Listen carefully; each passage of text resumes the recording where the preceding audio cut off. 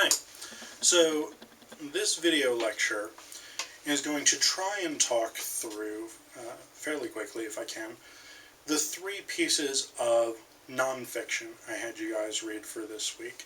So this would be Sarah Stickney Ellis's Disinterested Kindness, which is an excerpt from The Women of England, Their Social Duties and Domestic Habits, the anonymously authored The Great Social Evil, and Walter Besant's excerpt, The Transformation of Women's Status Between 1837 and 1897, from his study, The Queen's Reign.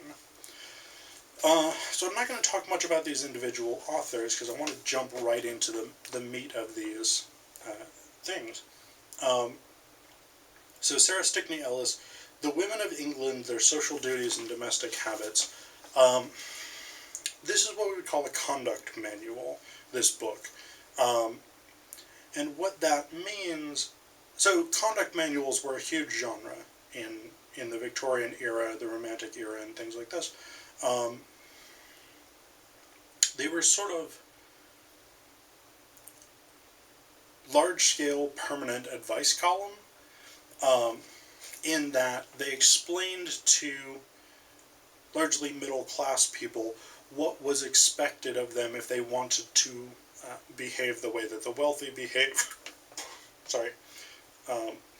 If they wanted to behave properly with manners and dignity and elegance and things like this.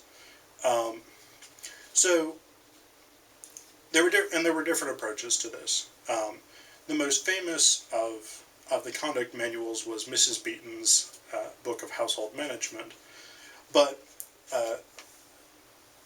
what's interesting about Ellis's work, what's interesting about The Women of England, Their Social Duties and Domestic Habits, is this sense, and this is an early Victorian text. This comes out in 1839. So what's interesting about her and what's important about her is this idea that woman has a moral duty to be elevated, to be a positive influence. And this was a very pervasive idea in the Victorian period. This idea that, and we get this from 1610 to 1611, this idea that men go out into the world and the world corrupts them and the world makes them terrible people and the world sort of tempts them with money and prostitutes and whatever, and alcohol and things like this. But the idea is that, as Ellis puts it, he has thought of the humble monitress who sat alone guarding the fireside comforts of his distant home, and the remembrance of her character clothed in moral beauty has scattered the clouds before his mental vision and sent him back to that beloved home a wiser and better man. So the idea here, and I think this seems very bizarre to us today, but the idea here is, well, maybe it doesn't, because we still have this sort of notion of maybe the misguided girlfriend who wants to change her abusive or neglectful or whatever it is, domestic partner. And I mean, we get this all the time in TV.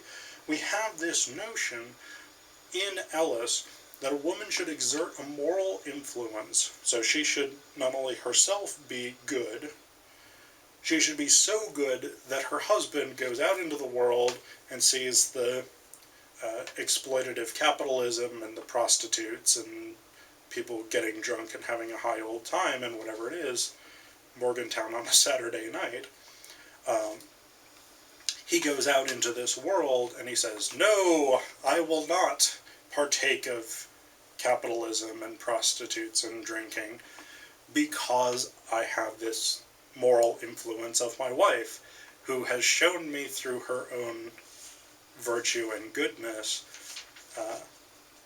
that I should myself be good. So this is the idea.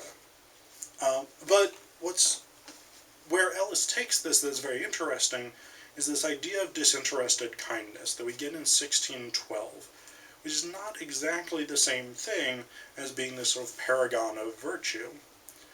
The idea of disinterested kindness is about service. And this is very appropriate to Victorian social consciousness, because this was an era of great causes. This was an era of social uplift, moral uplift, reform, all of this stuff. And so the idea of service to others is very central to the Victorian understanding of the self. And Ellis gives this as the moral duty of women. What's interesting, when we put Ellis alongside the great social evil, is that the great social evil author calls for this kind of social reform that's suggested by Ellis on a more individual scale. So Ellis is talking about being a positive influence on one's family, one's community, whatever it is. The anonymous author of The Great Social Evil calls for larger scale social reform to create a more economically just society, which would allow working class women, poor women, to have opportunities other than prostitution. And she says this here at the top of 1623. The great gulf you have dug and keep between yourselves and the dregs, why don't you bridge it over or fill it up with, and by some humane and generous process absorb us into your leavened mass until we become interpenetrated with goodness like yourselves.